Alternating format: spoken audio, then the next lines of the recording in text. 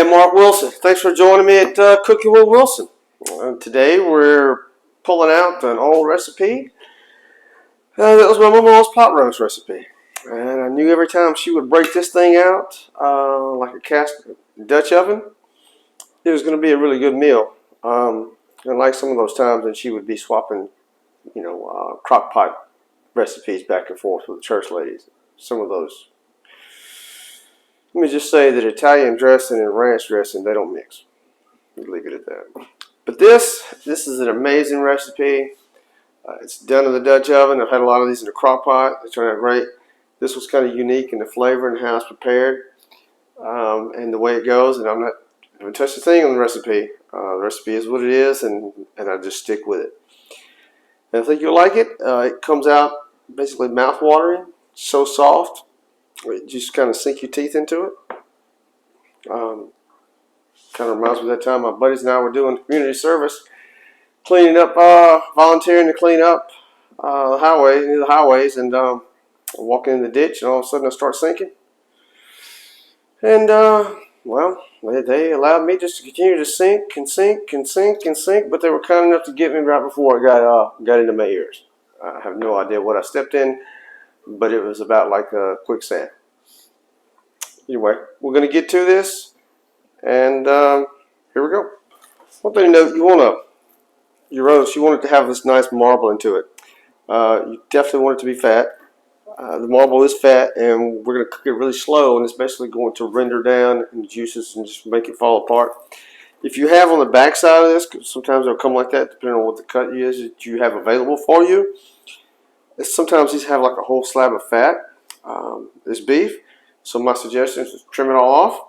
Save it because it makes delicious tallow, beef tallow, which is oil you can use to season, you can use to cook with.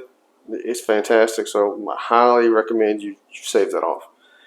All right, so here's what we've got here. We've got our flour for dredging. We've got our Creole seasoning. We're going to mix that in there. It's 3 tablespoons. Tablespoon of garlic powder. Tablespoon of onion powder. And then 3 tablespoons of Worcestershire sauce. So just put all that together. It's going to make a little paste out of it. And get it all nice and combined. And then we're going to really rub this in all over our roast. And you end up with this nice paste. Looks like this. Just massage it all in. Get it nice covered.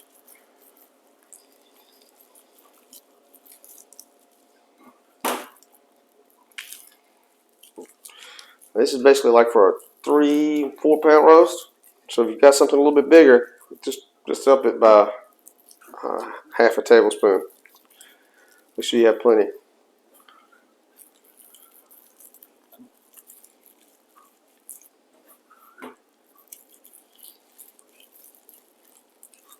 And that's one of the unique things for my Maw-Maw's recipe. This paste.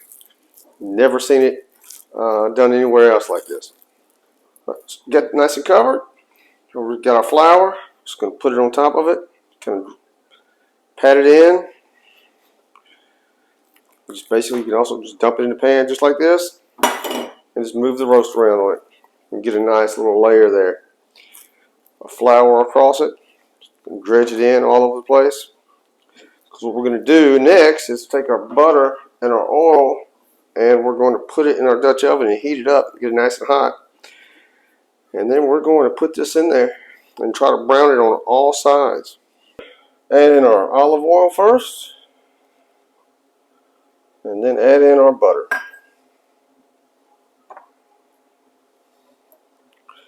Got this over medium heat and let it keep going. We got our butter and our oil combined. Now it's going to be a matter of time just to put in our roast. We want to shake off the excess flour. We're going to lay it down in there. I'm going to brown it around on all sides.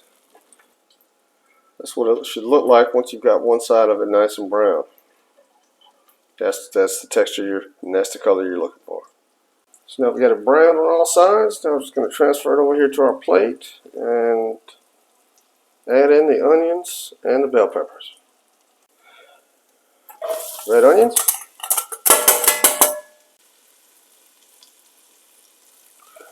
bell peppers, any color you want.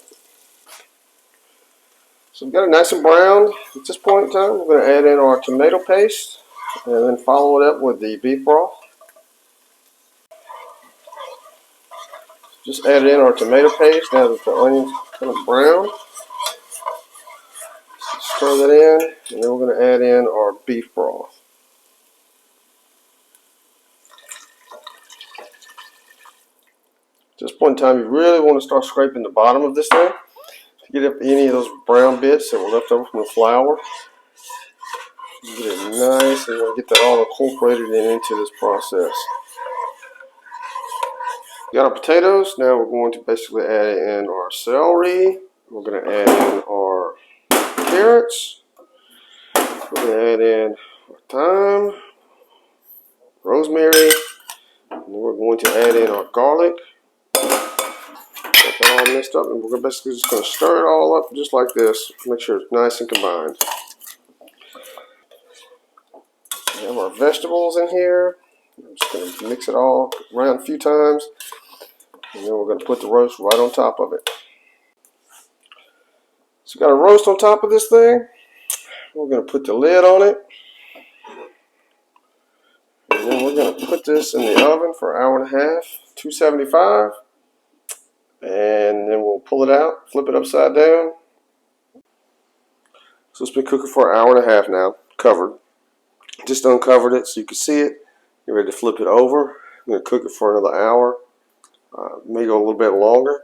What we really want to do is keep cooking it until it's a consistency of where you can basically pull it apart with a fork.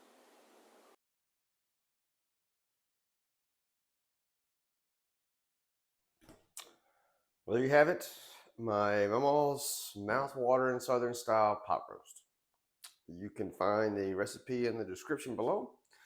You can hit me up at CookinwithWilson, that's without the G, because I'm a country like that.